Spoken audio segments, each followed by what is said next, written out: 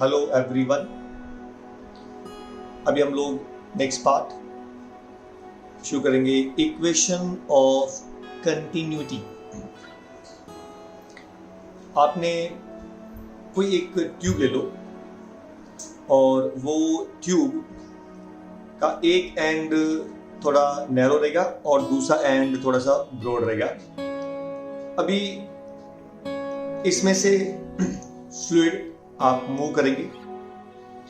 Suppose for example आप ऐसा बोलो कि नल से पानी आ रहा है और जो जहां से नल है वो काफी ब्रॉड है और आगे जाते थोड़ा सा जो पाइप है मान लो वो पतला हो गया है, मतलब वो पतला पाइप है। क्योंकि अगर मान लो पाइप सब जगह सेम है तो सब जगह स्पीड सेम रहेगा, सेम अमाउंट ऑफ मास निकलेगा, सबका काइनेटिक एनर्जी सेम रहेगा, सबका पोटेंशियल सेम रहेगा। लेकिन इस पर्टिकुलर टॉपिक के अंदर हम लोग ये डिस्कस करेंगे कि सपोज हाइट कम रहेगा या हाइट ज्यादा रहेगा, नैरो रहेगा या वाइड रहेगा, तो स्पीड पे क्या फर्क पड़ता है, ये हम लोग पढ़ेंगे इक्वेशन ऑफ कंटिन्यूटी पे। आई hope you got it. Equation of continuity अपने को एग्जैक्टली ये बताएगा कि अगर कोई भी हमारे पास में पाइप है, उस पाइप का अगर डायमीटर अलग अलग है, इनर डायमीटर मतलब उसका एरिया, अगर मान लो दोनों का एरिया अलग अलग है तो उसके स्पीड पे क्या फर्क पड़ेगा, ये आपको बताएंगे इक्वेशन ऑफ कंटिन्यूटी में। आई hope you got it. Now see this. So consider a tube, या आप एक ट्यूब ले लो। यू कैन सी कि ये साइड का एरिया ज़्यादा है और ये साइड का एरिया कम है। हमने इस एरिया को नाम दिया A1 और इस एरिया को हमने नाम दिया A2। I hope you got it. Now अभी जैसे अलग अलग पॉइंट्स है, ये आपका A पॉइंट इधर है, ये आपका पॉइंट B है। अभी सपोज स्टार्टिंग के अंदर यहाँ से जो फ्लूइड है वो ये साइड में मूव करेगा और यहाँ से बाहर निकलेगा। ये याद रखना कि जब जैसे ही अगर आपको एरिया मिलता है तो क्या होता है, उसका स्पीड जो है वो कम हो जाएगा। और जैसे जैसे आपको एरिया कम होगा, क्योंकि कंडीशन क्या है कि जितना मास ऑफ वाटर यहाँ से जा रहा है उतने टाइम के अंदर ही उतना मास ऑफ वाटर बाहर निकलना चाहिए। दूसरी बात ये कि जो फ्लूइड है वो कॉम्प्रेसिबल नहीं है, you can not compress. Hence क्या होगा कि उतना ही अमाउंट ऑफ मास बाहर जाएगा। देखो जैसे ही उनको स्पीड, जैसे उनको एरिया कम मिलेगा, so they will try to come close and they will put more and more pressure to go out. I hope you got it. जैसे ही उनको जगह कम मिलती है तो कम जगह मिलने की वजह से वो आपस में एक दूसरे के ऊपर हल्का सा फोर्स अप्लाई करेंगे और वो फोर्स की वजह से कंडीशन ये है कि उतने टाइम के अंदर उतना ही मास बाहर जाना चाहिए एंड देयरफॉर क्या होगा कि they will pressurise each other. यही रीजन है कि वो उनका स्पीड ज्यादा हो जाएगा, क्योंकि उतने टाइम के अंदर उतना मास जाना चाहिए। तो पहले कैसा था, जब एरिया ज्यादा था तो अमाउंट ऑफ जो लिक्विड था वो ज्यादा था। अभी एरिया कम है तो उतना मास ही उतने टाइम के अंदर बाहर जाना चाहिए उतने एरिया के अंदर। सो फॉर एग्जांपल आपने इनिशियली जैसे EH और FG लिया, जब फ्लूइड इसमें से पास हुआ ये एरिया के अंदर से, उस समय उनका स्पीड था V1 और एरिया था आपका A1 और आपने टाइम दिया डेल्टा T। मतलब डेल्टा T के अंदर, जो डेल्टा T टाइम के अंदर ये जो फ्लूइड है वो H से G की तरफ गया और उसका स्पीड था V1। जब वो P से Q की तरफ गया इस पर्टिकुलर एरिया के अंदर और डिस्टेंस कवर्ड इज SR, उसका स्पीड है V2 लेकिन टाइम है डेल्टा T। तो एक चीज आपको ये क्लियर हो गया कि मास शुड रिमेन सेम। ये बात आपको याद रखनी है कि जितना इतने टाइम के अंदर, suppose for a given time जितना मास यहां से निकल रहा है उतने टाइम के अंदर उतना मास वहां से निकलेगा। एरिया अलग अलग है, हाइट अलग अलग है एंड स्पीड अलग अलग है। I hope you got it. Now see the next part. Now अभी फर्दर हमने डिस्कस किया था कि उस पार्ट के अंदर जो मास है वो कांस्टेंट रहेगा, पहले वाले पार्ट के अंदर भी और दूसरे वाले पार्ट के अंदर भी।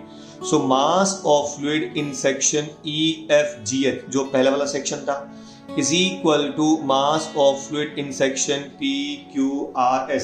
तो मेरा कहना मतलब ये था कि इस पर्टिकुलर, आप ये डायग्राम देखिए,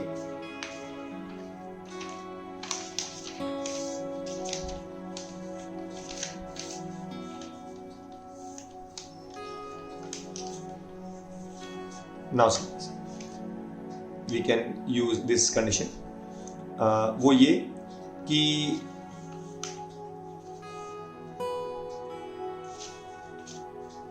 now see please, so area, I mean mass of fluid in section EFGH, can you see EFGH, ये आपका एरिया था, इसके अंदर जो ये मास है, और वही मास कहाँ होना चाहिए, PQRS, इसी एरिया के अंदर ये एरिया है और ये एरिया। मैंने आपसे पहले भी कहा था कि मास शुड रिमेन कांस्टेंट, क्योंकि यहाँ का स्पीड v1 है, यहाँ का स्पीड v2 है, और दोनों का टाइम सेम है। अगर टाइम सेम है तो मास भी सेम रहेगा, ये आपको याद रखना है। I hope you got it. So दोनों का मास विल रिमेन सेम। अच्छा, what is the formula for mass? So you know that the formula for mass is, density का formula mass upon volume, density is equal to mass upon volume, therefore mass will be equal to density into volume। I hope you got it। now ये आपका volume हो गया। what's a volume? it is nothing but what, area into distance, so can write this as density into, it is volume will be area into distance covered, it is D, area, so density into area into distance। तो ये वाला part distance है। what the formula for speed? distance upon time। what's the speed? distance upon time, so cross multiply करो, distance will be speed into time, तो ये होगा आपका speed into time। I hope you got it। तो ये आपका formula बन गया डेंसिटी। मास का फॉर्मूला क्या रहेगा? Density into volume, volume is area into distance, area into distance, और ये पूरा डिस्टेंस क्या होता है? Speed into time. I hope you got it. Same way ये वही फॉर्मूला रहेगा, density into area into speed into time. Point number 2, दोनों में टाइम सेम था, इतने डेल्टा टी यहाँ पे था, डेल्टा टी सेकंड वाले पार्ट के अंदर था, delta T will get cancel. जो पानी जो वाइड ट्यूब से अंदर गया था वही पानी बाहर निकल रहा है, मतलब पानी वही का वही है, सो density will remain same, so density will remain same, तो डेंसिटी कैन बी कैंसल। पीछे क्या बचा? A1V1 equal to A2V2, A1V1 equal to A2V2, मतलब in general product of area and velocity will remain constant, product of area and velocity will remain constant, so can we say AV is constant। इसका meaning ये भी हो सकता है, AV is constant मतलब क्या हुआ, ये velocity नीचे जाएगा, so can we write therefore area is inversely proportional to velocity। इसका मतलब क्या हुआ कि जहां पे एरिया कम वहां पे वेलोसिटी ज्यादा, जहां पे एरिया ज्यादा वहां पे वेलोसिटी कम। I hope you got it पक्का। So remember, area is inversely proportional to velocity and this is the equation of continuity, this is the equation of continuity। area into velocity is constant, area into velocity is constant, so this is the equation of continuity। I hope you got it। किसी भी tube के अंदर अगर जहाँ पे area ज़्यादा होगा वहाँ पे फ्लूइड का स्पीड कम, जहाँ पे एरिया कम होगा वहाँ का स्पीड ज़्यादा। So remember, more area less speed, less area more speed. I hope it is clear पक्का वाला। Now next part. अच्छा, इसके अंदर कुछ इंपॉर्टेंट जो टर्म्स देखिए आपको, AV, area into velocity, is called as volume rate of flow of liquid. Volume rate of flow of liquid मतलब क्या? Volume per unit time, volume per unit time. वैसे भी dimensionally both are same, because what is the volume? It is area into distance, area into distance। I repeat, what's the volume? Volume is nothing but what? Area into distance। अच्छा, area into distance upon time is the velocity, तो area into velocity हो गया। I hope you got it। I repeat, what is the volume? Area into distance, और distance upon time क्या होता है? Velocity. So area into velocity. So area into velocity is also called as rate of volume per unit time. So it is the volume of a fluid per unit time through any section. It is the volume of a fluid per unit time through any section. इसको बोलेंगे volume flux. क्या बोलेंगे? Volume flux. मतलब जो पानी अंदर जा रहा है, जो पानी अंदर जा रहा है ट्यूब के अंदर, हम लोग उसको बोलते हैं volume flux. I hope it's clear. Simple terms के अंदर जो ट्यूब में से पानी जा रहा है पर यूनिट टाइम के अंदर, एक यूनिट टाइम के अंदर कितना वॉल्यूम निकलेगा. देखो रिमेंबर, कितना वॉल्यूम निकलेगा मतलब क्या हुआ कि अगर सपोज ज्यादा है एरिया, तो इसका मतलब क्या हुआ कि you know this will be more and मोर पानी निकलेगा. अगर एरिया कम है तो वहां पे वॉल्यूम कम निकलेगा लेकिन स्पीड विल बी मोर. आपको समझा? सो उतना अमाउंट ऑफ ही वॉल्यूम निकलेगा, उतना अमाउंट ऑफ वॉल्यूम जो पानी है वो वहां से बाहर निकलेगा. मेरा कहना मतलब ये हुआ कि अगर एरिया ज्यादा है तो वहां पे स्पीड कम होगा, मतलब स्लोली स्लोली वहां से पानी जाएगा. लेकिन जहां पे ट्यूब पतला है तो वहां जब ट्यूब पतला है तो उसमें से कम पानी निकलेगा, लेकिन जब स्पीड ज्यादा हो गया तो उतना अमाउंट ऑफ पानी ही वहां से निकलेगा. I hope it's clear. So volume of a fluid per unit time through any section is called as volume flux. क्या बोलेंगे? Volume flux. I hope you got it. For example कैसे है कि suppose अगर मान लो काफी दरवाजा बड़ा है, वहां से अगर मान लो दरवाजा बड़ा रहेगा तो काफी लोग वहां से जा सकते हैं और वो आराम से जाएंगे. कंडीशन ये है कि वो टनल में से 1 सेकेंड के अंदर उस टनल में से 100 आदमी जाना चाहिए. तो इजीली 1 सेकेंड में 100 आदमी जा सकते हैं. तो क्या करेंगे? उनका स्पीड कम रहेगा. लेकिन अगर मान लो सपोज टनल छोटा सा है और कंडीशन है कि वही 1 सेकेंड में 100 आदमी जाना चाहिए, तो क्या होगा कि नंबर ऑफ आदमी कम जा रहे हैं लेकिन अगर उनका स्पीड बढ़ा देंगे तो वो उतने 100 के 100 निकल जाएंगे. I hope you got it. So ये बात याद रखिए, उसको बोलेंगे वॉल्यूम फ्लक्स. मतलब जहां पे एरिया ज्यादा ट्यूब का वहां पे स्पीड कम रहेगा, और अगर मान लो उस ट्यूब का एरिया कम है तो वहां पे उसका स्पीड ज्यादा रहेगा. सो दैट उतने टाइम के अंदर उतना नंबर ऑफ मॉलिक्यूल्स निकलेगा, उतना amount of volume of fluid निकलेगा. Hence this is called as volume flux that always remains constant. I hope you got it. अच्छा, इसको एक नया नाम भी है, rho into dv by d t, also named as mass flux. मतलब amount of substance going, also named as mass flux. I repeat, rho dV by dt. Rho dV by dt is also named as mass flux. ये बात आपको याद रखना है. I hope you got it. Go it out. See please. Now, अभी what is Bernoulli's equation? Bernoulli ने एक equation दिया था. जैसे मैंने कहा था कि अगर सपोज कहीं पे हाइट ज्यादा है तो उसका पोटेंशियल एनर्जी ज़्यादा रहेगा, हाइट कम है तो पोटेंशियल एनर्जी कम रहेगा. अगर सपोज एरिया कम है तो वहाँ पे स्पीड ज़्यादा रहेगा and therefore kinetic energy will be more. अगर जहाँ पे स्पीड कम है तो वहाँ पे kinetic energy will be less. तो बर्नौली ने एग्जाम्पल दिया था, उसने एक इक्वेशन बनाया था एंड वो इक्वेशन क्या बोलता है कि जो आपने टोटल वर्क डन किया वो work done will be converted into 2 parts, kinetic energy as well as potential energy. कहीं पे काइनेटिक एनर्जी ज्यादा रहेगा, कहीं पे काइनेटिक एनर्जी कम रहेगा, लेकिन जो टोटल वर्क डन हुआ है वो डेफिनेटली टोटल मैकेनिकल एनर्जी के बराबर होगा. अभी डिपेंडिंग अपॉन द सिचुएशन कहीं पे काइनेटिक एनर्जी ज्यादा हो सकता है, कहीं पे कम, कहीं पे पोटेंशियल ज्यादा हो सकता है, कहीं पे कम, लेकिन जो सम है टोटल किसका, पोटेंशियल और काइनेटिक का, that will be equal to the work done. I hope you got it. तो एक्चुअली मोटे तौर पर यही है कि जो आपने वर्क डन किया that work done will be equal to sum of the change in kinetic energy and change in potential energy. I hope it is clear once again.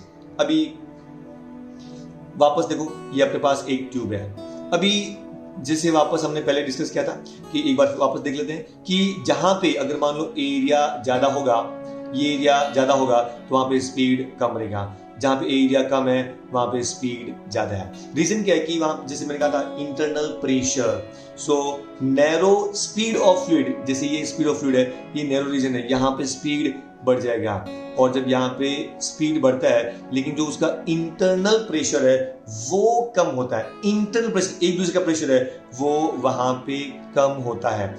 I repeat, जो अगर आपने देखा कि ये जो ट्यूब है तो क्या होगा कि यहाँ पे speed will be more and more, speed ज़्यादा होगा क्योंकि ये रीजन नैरो है, तो एरिया कम है तो स्पीड ज़्यादा by the equation of continuity. लेकिन ये है कि यहाँ पे इस पोजीशन पे इंटरनल जो प्रेशर है वो कम हो जाएगा, इंटरनल प्रेशर आपस का प्रेशर है वो कम हो जाएगा एंड देयरफॉर यहाँ पे प्रेशर विल डिक्रीज। तो एक्चुअली ये है आपका बर्नौलीज प्रिंसिपल। बर्नौलीज प्रिंसिपल क्या बोलता है कि किसी भी रीजन के अंदर, फॉर एग्जांपल अगर आपने रीजन लिया है कि छोटा ट्यूब है मतलब नैरो ट्यूब है, उसका एरिया कम है, तो नैरो ट्यूब के अंदर क्या होता है, speed will increase but internal pressure will decrease, मतलब खुद का जो प्रेशर है वो कम हो जाएगा। एक्सटर्नल प्रेशर भी मोर एंड मोर, लेकिन यहाँ पे आपको इंटरनल प्रेशर यूज करना है, सो इंटरनल प्रेशर कम हो जाएगा। Again we study in detail, आगे जैसे हम मूव करेंगे कैसे। सबसे पहले हमने देखा कि volume flux that should remain constant, volume flux should remain constant. So what is the volume flux, area into distance, so we can say dv, what's the volume, area into distance, so a1 d1 equal to a2 d2। suppose for example ये आपने ले लिया area a1, यहाँ का distance है d1, यहाँ पे आपने एरिया लिया a2, यहाँ का डिस्टेंस है d2। Remember area into distance always remain constant, product of area into distance remain constant, क्योंकि याद करो हमने कहा था कि amount of volume should remain constant. याद करो हमने कहा था मास शुड रिमेन कांस्टेंट। देखो मास इज कांस्टेंट, ये सबसे पहले हमने डिस्कस किया था। फिर density is mass upon volume, क्योंकि डेंसिटी कांस्टेंट है, इसका मतलब क्या हुआ, mass is proportional to volume. तो अब हमने वो डिस्कस किया था कि वॉल्यूम शुड रिमेन कांस्टेंट, जिसको हमने नाम दिया था वॉल्यूम फ्लक्स। याद है आपको, volume flux remain constant. So what's the volume, area into distance. याद करो area into distance. For example हमारे पास सिलेंडर है, what the volume of cylinder, pi r square h, volume of cylinder is pi r square into h. So what's pi r square, area, what's h, distance, so volume is always area into distance. I hope it is clear. So volume at both position should remain constant, मतलब area of cross section into distance is equal to area of cross section into distance. So a1 d1 equal to a2 d2. I hope you got it. Now see this.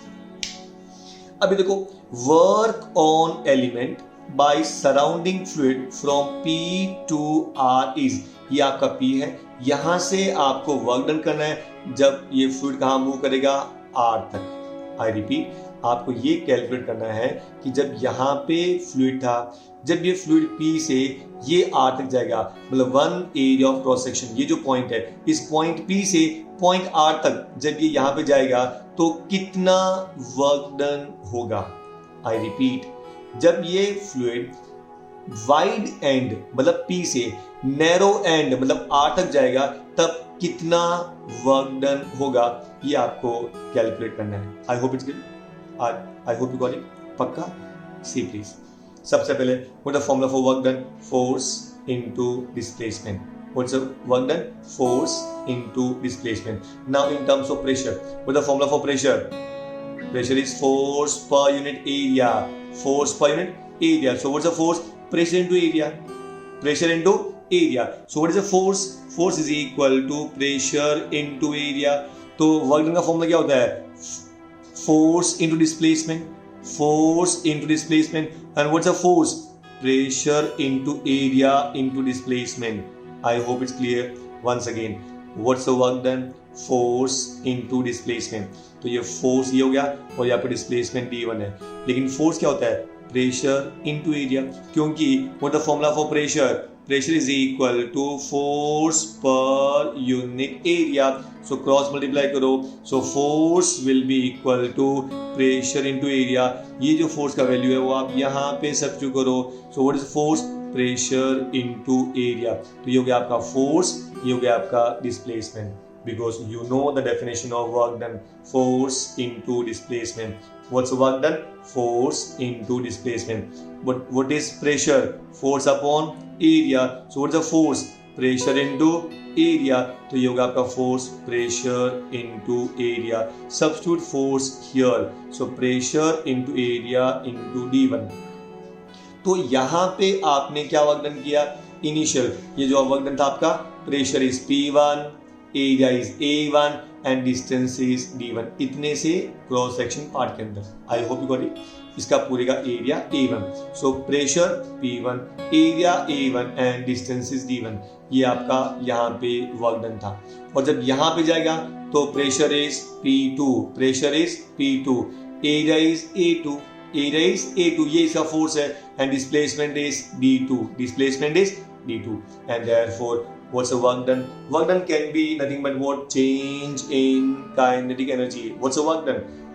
Change in kinetic energy. ये आपने पढ़ा था work energy principle. I hope you got it. So work done कितना हुआ?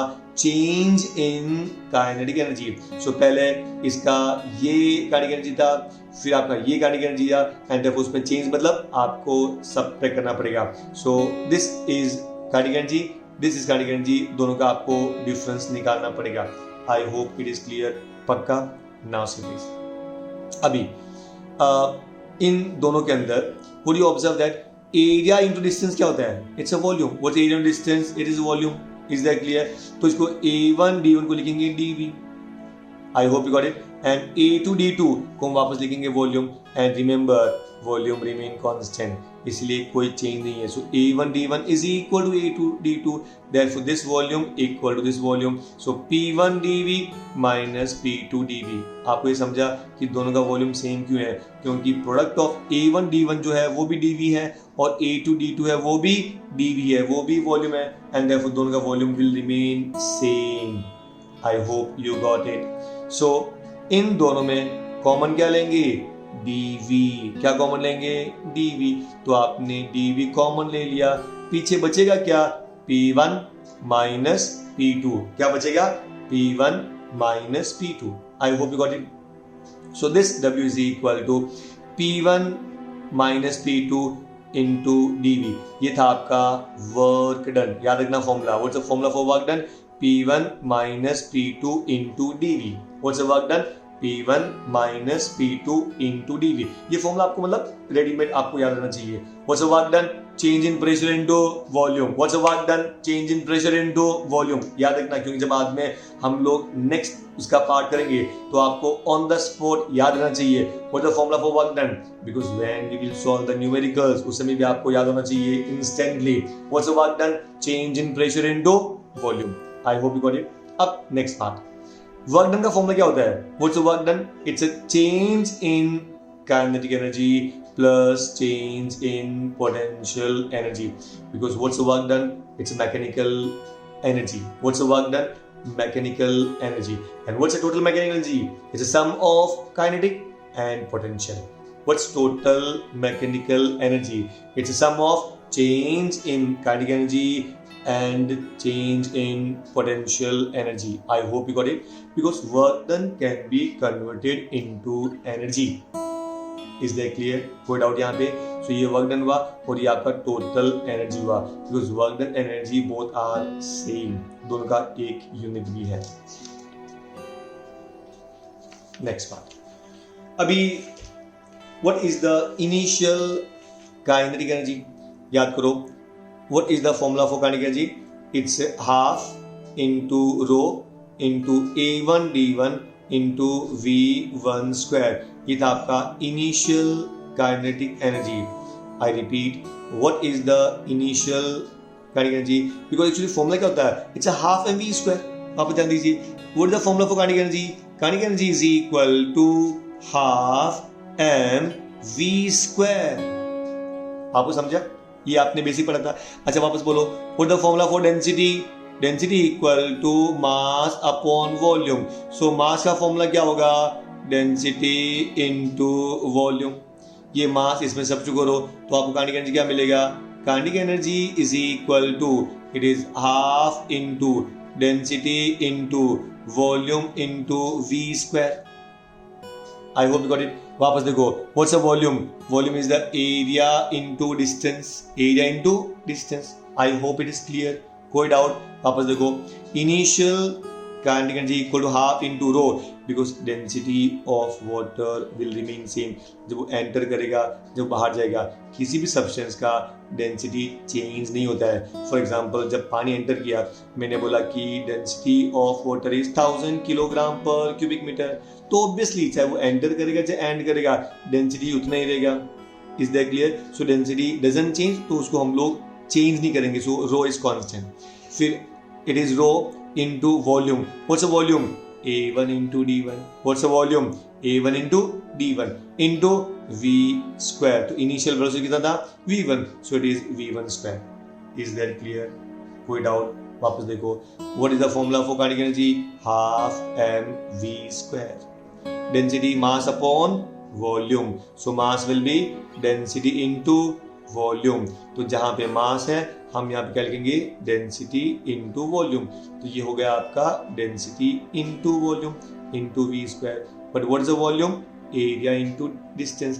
Therefore वापस check करो, kinetic energy equal to half into rho into volume is area into distance into v square. क्योंकि initial है इसलिए V1, इनिशियल एरिया है A1, initial distance है D1. I hope you got it. जब initial मतलब जो tube का पहला पार्ट था. अभी जब वो बाद में जाएगा एकदम लास्ट में एंड में, तो फॉर्मूला क्या चेंज हो जाएगा? Half into rho into A2 into D2 into V2 square. This is final kinetic energy. Therefore, what will be change in kinetic energy? It is final kinetic energy minus initial kinetic energy. I hope you got it. Change मतलब final minus initial. तो इन दोनों में हम लोग common क्या ले सकते हैं? देखो हाफ रो दोनों में कॉमन है. I hope you got it. अच्छा A1 D1 क्या होता है? वॉल्यूम. A2 D2 क्या होता है? Volume. And you know that volume remain constant. तो ये भी एक्चुअली कांस्टेंट हो जाएगा. उसको हम नाम देंगे dV. क्या नाम देंगे? dV. तो ये जो आपका वॉल्यूम है उसको हम नाम देंगे dV और ये भी dV है. तो volume also can be constant. I mean will be constant. तो देखो हाफ कॉमन ले लिया, रो हमने कॉमन ले लिया, ये हमने dV भी कॉमन ले लिया. बस पीछे बचा क्या? Only V2 square minus V1 square. तो half rho dV V2 square minus half rho dV V1 square. अभी हाफ रो dV आप ले लो कॉमन, पीछे क्या बचेगा?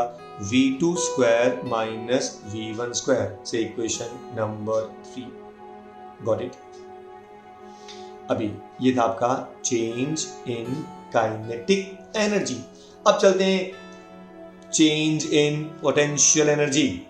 आई होप गॉट इट. क्योंकि आपको फॉर्मूला क्या चाहिए? Work done equal to change in kinetic energy plus change in potential energy. I hope you got it. Therefore अभी what is potential energy? mgh. It is mgh. I hope you got it. So m वापस देखो, what is the mass? Density into volume. Density into volume. And what's the volume? Rho into dV. Is that clear? So what's the mass? Density into volume dV into G into H1. क्योंकि ये तीनों चीज तो constant है, therefore कुछ change होगा नहीं, केवल initial height is H1. Final potential energy mgh2. Mass का density into volume into G into H2. I hope you got it. Therefore change in potential energy is equal to final potential energy minus initial potential energy. Final potential energy minus initial potential energy. उसमें common क्या रहेगा? रो dV G. ये तीनों part रहेंगे common. फिर क्या बचेगा? H2 minus H1. ये हो गया आपका change in potential energy. I hope you got it. अब ये इक्वेशन 4 हो गया. तो आपको इक्वेशन 3, इक्वेशन 4 और जो पहला इक्वेशन 1 था वो आप सब्स्टिट्यूट करेंगे इक्वेशन नंबर 2 के अंदर. इक्वेशन नंबर 2 के अंदर. I hope you got it. Therefore we can say substitute 1, 3 and 4 in equation number 2. So now say please.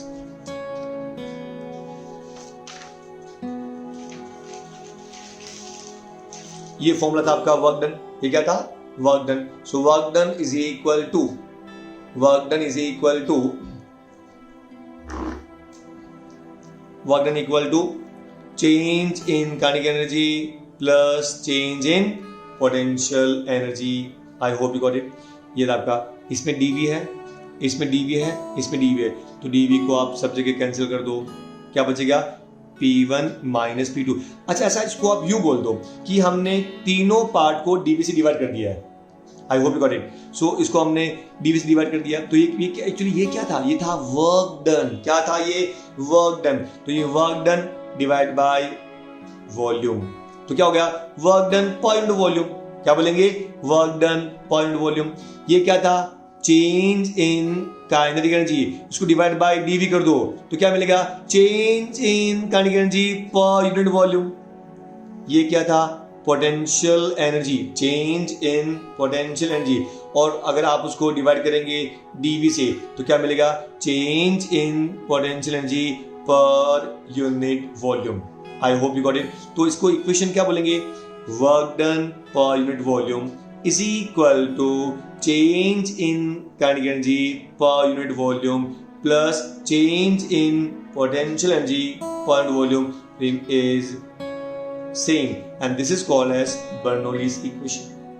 Bernoulli's equation says work done per unit volume equal to change in kinetic energy per unit volume plus change in potential energy per unit volume. तो ये आपका Bernoulli's equation.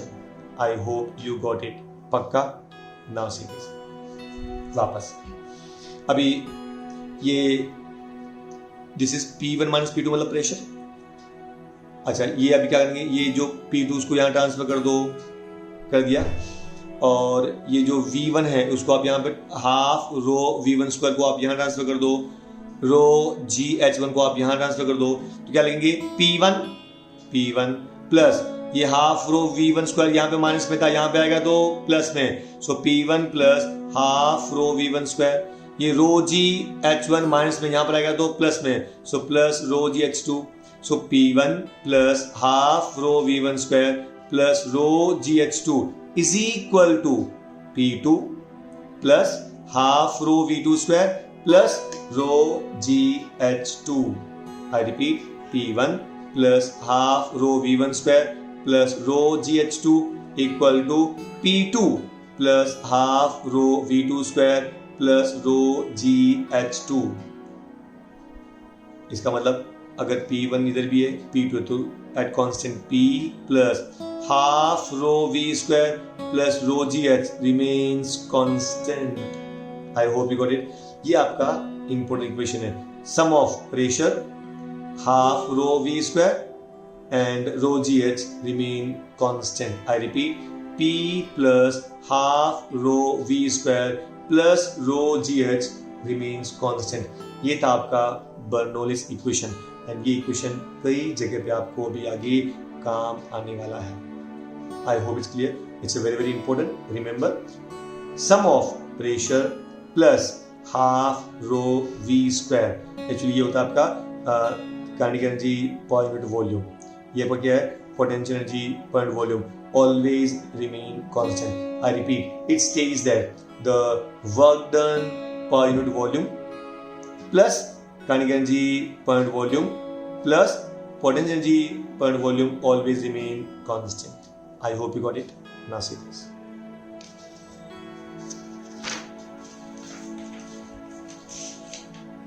Applications of Bernoulli's principal.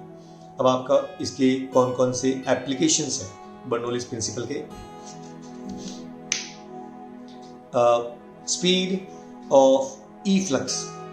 Actually efflux इसको बोलते हैं। अगर suppose कोई भी, जैसे आपने कंटेनर लिया है, इसमें जो मास बाहर निकलता है ना, मतलब अमाउंट ऑफ फ्लूइड बाहर निकलता है, उसको बोलते हैं ई फ्लक्स। क्या बोलेंगे ई फ्लक्स।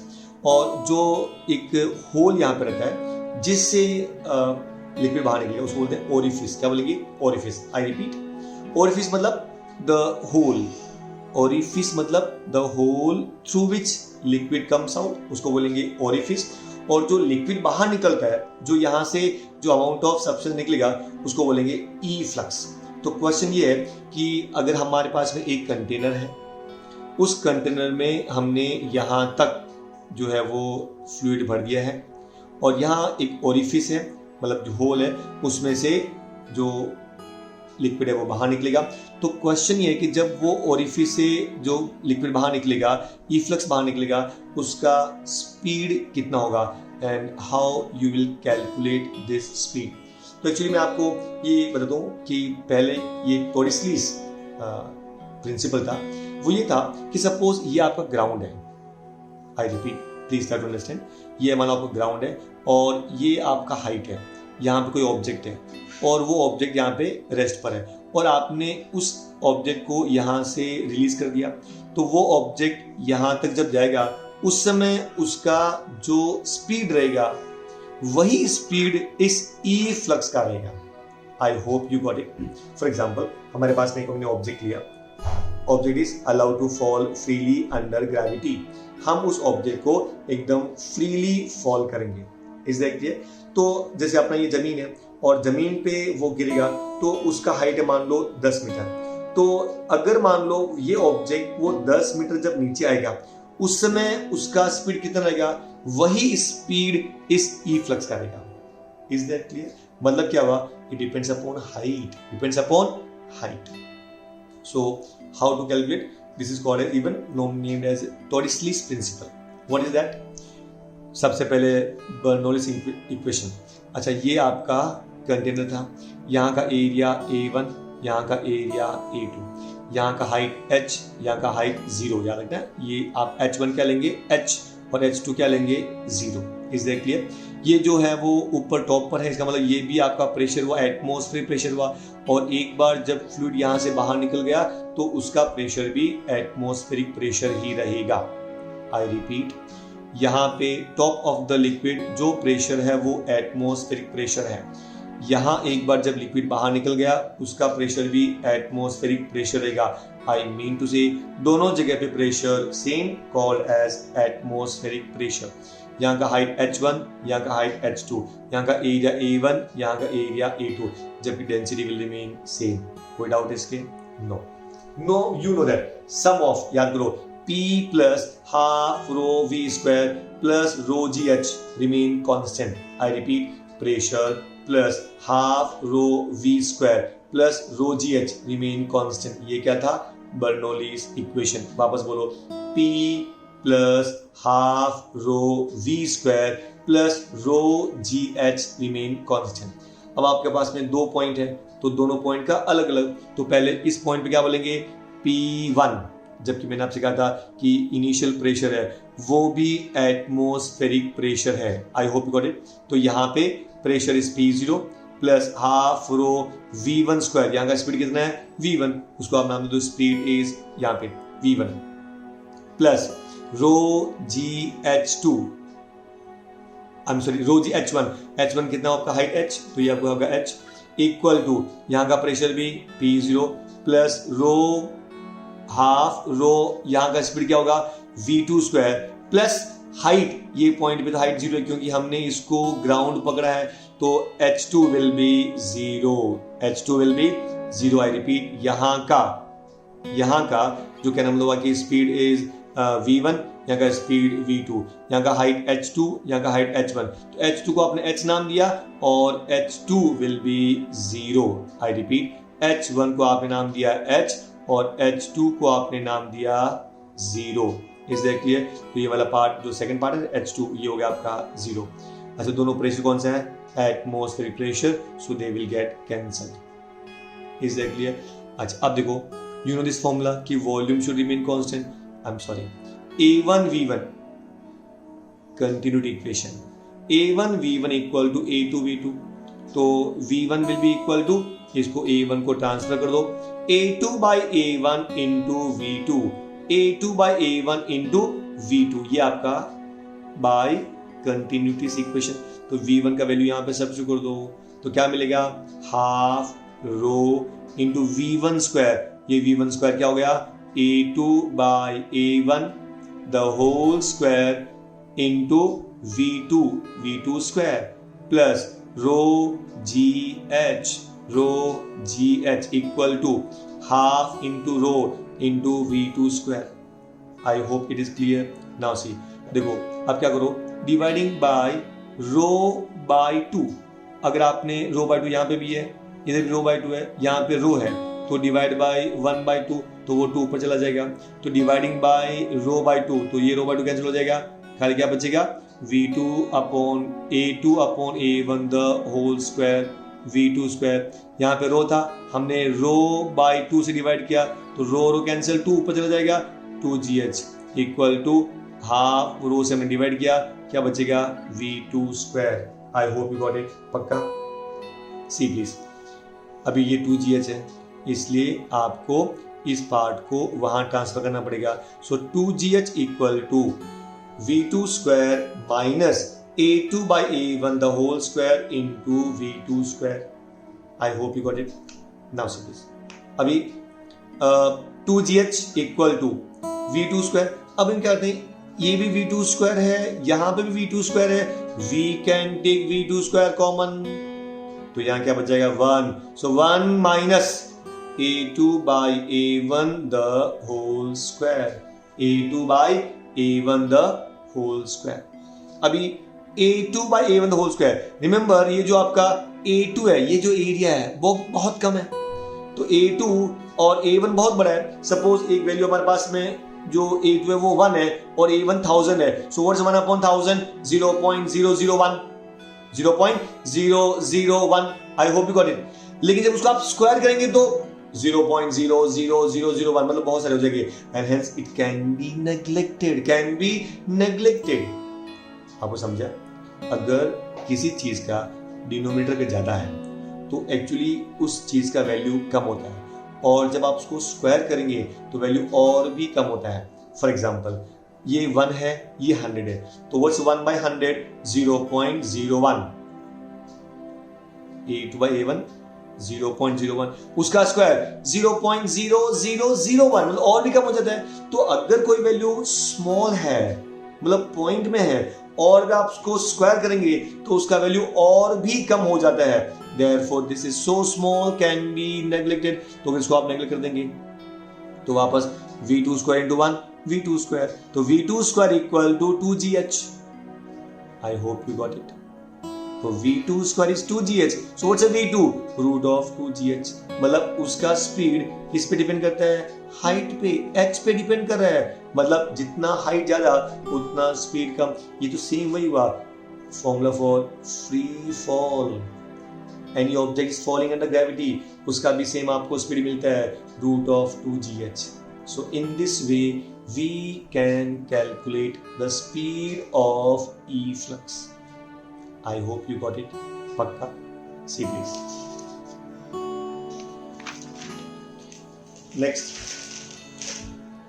वेंचुरी ट्यूब, मतलब एक्चुअली ये ऐसा ट्यूब है कि यहाँ का एक जगह पे एरिया ज्यादा, यहाँ पे एरिया कम, यहाँ पे एरिया ज्यादा, यहाँ पे एरिया कम। इसको हम नाम देंगे A1, इसको हम नाम देंगे A2। यहाँ का प्रेशर P1, यहाँ का प्रेशर P2। अभी इसमें से फ्लूइड फ्लो करेगा। याद करो कि जब स्पीड बहुत हाई रहता है, जब स्पीड बहुत हाई रहेगा तो क्या होता है, सपोज फॉर एग्जांपल उसके ऊपर का जो पार्ट प्रेशर है वो कम हो जाता है। यू टेक वन एग्जांपल, आप एक टेबल लो, उस पर ऐसे पेपर दो, ऐसे नॉर्मल है इस पेपर, उस पर आप ऐसे कर दो। अगर यहाँ से एक कोई पुट्ठा लेके उसको जोर से ऐसा हिलाएंगे तो ये जो पेपर है ना वो ऊपर आ जाता है। दिस पेपर कम अप, क्योंकि उसका एटमॉस्फेरिक प्रेशर को आपने काफी कम कर दिया। अगर ऊपर का एटमॉस्फेरिक प्रेशर निकल जाएगा तो automatically it will go up, it will go up. I hope it's clear.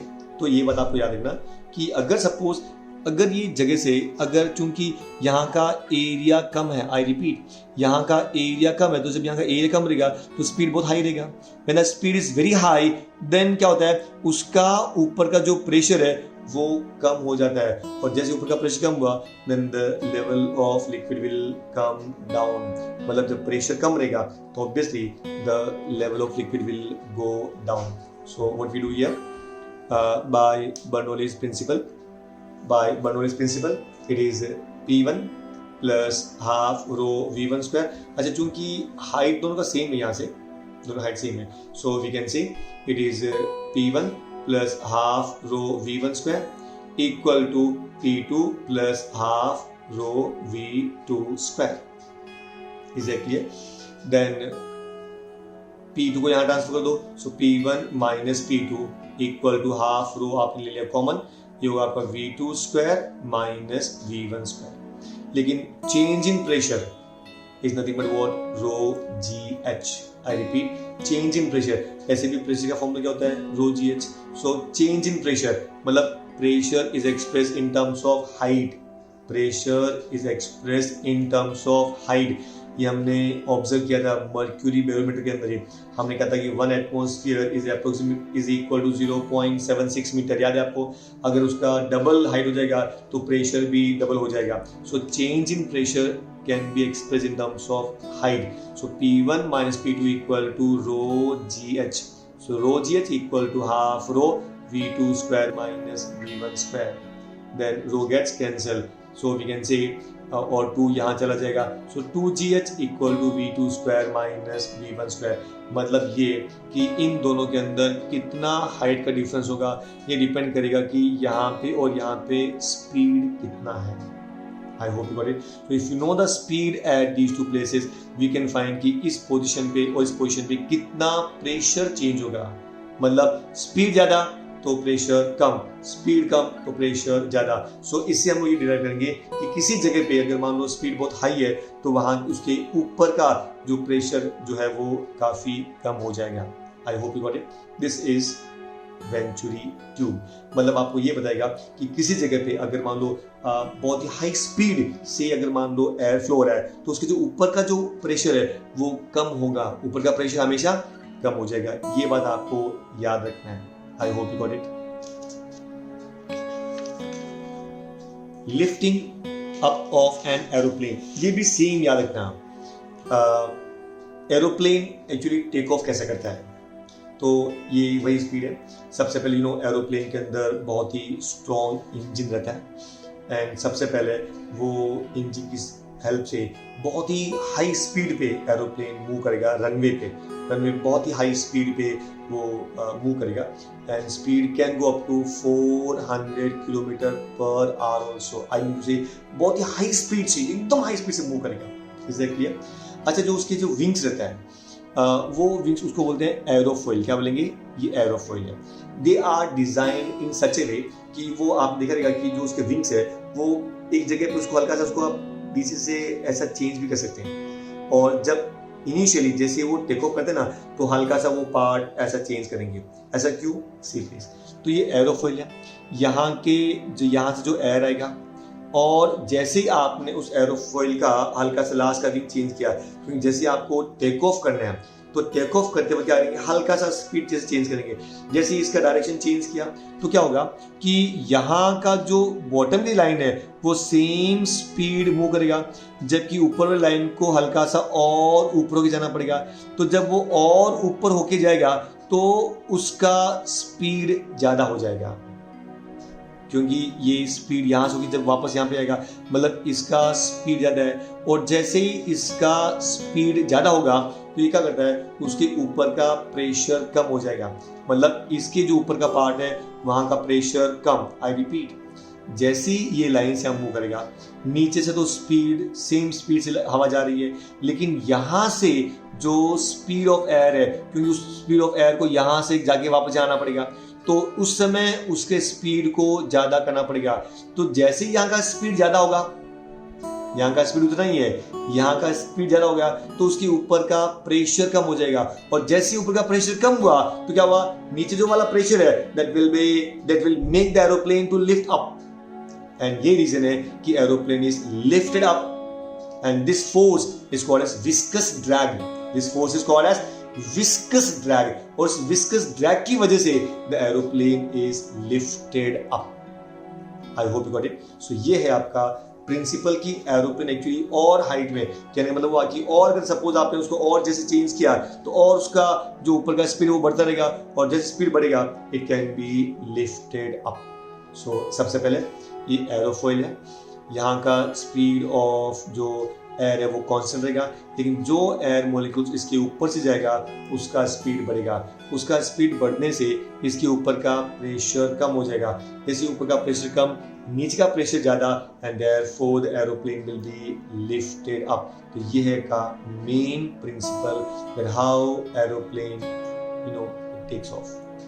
I hope you got it. पक्का। Next part, working of an atomiser. Working of an atomiser ये क्या है कि अपना पिचकारी, पहले जमाने में बैगोन स्प्रे मच्छर मारने के लिए हम लोग यूज में लेते थे, या जैसे फॉर एग्जांपल अपने बाइक का कार्बोरेटर क्योंकि वो पेट्रोल को स्प्रे करता है, या फिर बोलते हैं पेंट गन, क्योंकि आजकल क्या होता है कि बाहर पेंट करने के लिए आदमी की ज़रूरत नहीं पड़ती है, आप एक मशीन आती है और वो मशीन से आप एक कंटेनर लो, उसमें पेंट डाल दो, एक मशीन आती है एंड देयरफॉर वो मशीन से आदमी बहुत ही फास्ट स्प्रे कर सकता है। मतलब जो आदमी करीबन 4-5 आदमी जो काम को एक दिन में करेंगे, एक आदमी उस पेंट मशीन से सिंपली पेंट गन से एक दिन में वो आदमी काम कर सकते हैं। So it's very fast. So paint gun में भी जो स्प्रे है वो जो पेंट है वो स्प्रे होता है। देन सेंट स्प्रे, फुसफुस, ये भी सेम उसी के प्रिंसिपल है। होली की पिचकारी आपको मैंने एग्जांपल दिया था, तो ये सब उनको बोलेंगे ये कम्स अंडर एटोमाइजर। होता क्या है कि ये आपका एक कंटेनर है, यहाँ पे ये पंप है, उसको एकदम फास्ट, यहाँ का एरिया काफ़ी ज़्यादा है, और जैसे ही आप यहाँ उसको प्रेस करेंगे तो मैंने कहा था ना कि जितना वॉल्यूम यहाँ पे रहेगा इतने टाइम के अंदर, और यहाँ का एरिया बहुत कम है, and therefore speed will be very very large, speed will be very very large. तो जैसे यहाँ की स्पीड बहुत हाई होगा तो क्या होगा, यहाँ का जो प्रेशर है वो कम हो जाएगा। तो जैसे यहाँ का प्रेशर कम हुआ तो क्या होगा, this liquid will be lifted up, और वो लिक्विड के अंदर जैसे आएगा and liquid will mix up with the air, and वो लिक्विड हाई स्पीड से जब बाहर जाएगा तो वो स्प्रे होगा। आई रिपीट, जैसे आपने पंप को धक्का मारा, ये पंप यहाँ पे जाएगा, देन उस टाइम के अंदर यहाँ का देखो एरिया बहुत ही ज़्यादा है और यहाँ का एरिया बहुत ही कम है। तो एवरी सेकंड पे सपोज इतना वॉल्यूम आपने उसको पुश कर दिया एयर को, तो इतना वॉल्यूम ऑफ एयर यहाँ से भी पुश करना पड़ेगा, and therefore the speed will be very very large. आपको मैंने कहा था अगर यहाँ का स्पीड इतना हाई रहेगा तो यहाँ का जो एयर कनेक्टेड है उसका प्रेशर कम हो जाएगा। जिसमें मैंने कहा था ना कि हाई स्पीड से मूव करेगा तो क्या होगा कि प्रेशर यहाँ का जो you are cutting the pressure, तो जैसे प्रेशर कट किया तो things will be lifted up. तो ये जो यहाँ का जैसे प्रेशर कम हुआ तो क्या होगा कि ये लिक्विड ऊपर चला जाएगा। जैसे ये लिक्विड ऊपर जाएगा, this liquid will mix up with the air and therefore it will come out in the form of spray. I hope you got it. The last part of this, blowing of roofs by stormy wind। बहुत तेज हवा, जब तूफान आता है, जैसे अपने घर के छत के ऊपर अगर मान लो पत्रे हैं और बहुत ही तेज तूफान आता है तो देखो कभी कभी बोलते हैं कि घर के पत्रे उड़ जाते हैं, घर की छत उड़ जाती है अगर वो टेम्परेरी रहेगा तो ऐसा क्यों पॉसिबल है? सेम वे मैंने कहा था कि जब speed of air is very large, बहुत ही हाई स्पीड से जब वो तूफान आता है तो क्या होता है, यहाँ का स्पीड बहुत हाई होगा। तो जब यहाँ का स्पीड बहुत हाई होगा तो ये जो नीचे कौन सा प्रेशर है, एटमॉस्फेरिक प्रेशर है, वो एटमॉस्फेरिक प्रेशर की वजह से जैसे तूफान आया तो उसने उस जगह से हवा कट कर दिया, मतलब वहां का प्रेशर कम हुआ। तो जैसे वहां का प्रेशर कम हुआ then because of atmospheric pressure these tin will be lifted up. ये जो पत्रे हैं वो लिफ्ट होंगे, और जब पत्रे जब लिफ्ट हो जाएंगे तो जो पीछे वाली हवा है उनको उड़ा के लेके जाएगी। ये रीजन है कि जो रूट्स हैं वो सीधा उड़ जाते हैं। तो remember this is the main, ये किसका प्रिंसिपल है, बर्नौलीज प्रिंसिपल के हिसाब से आप देखेंगे यहाँ का प्रेशर कम, क्योंकि जब यहाँ का स्पीड ज़्यादा रहेगा, जैसे ही स्पीड ज़्यादा रहेगा यहाँ पे प्रेशर कम हो जाएगा, and this pressure will because of this atmosphere pressure it will be lifted up. मैंने आपको एग्जांपल दिया था कि सपोज अगर मान लो यहाँ पे कुछ पेपर्स पड़े हैं, मैं जोर से इसको ऐसा करूँगा तो क्या होगा कि मैं एटमॉस्फेयर ऊपर वाले प्रेशर को मैं कट कर रहा हूँ, मैं तो जैसे मैंने कट किया this will be lifted up. I hope you got it.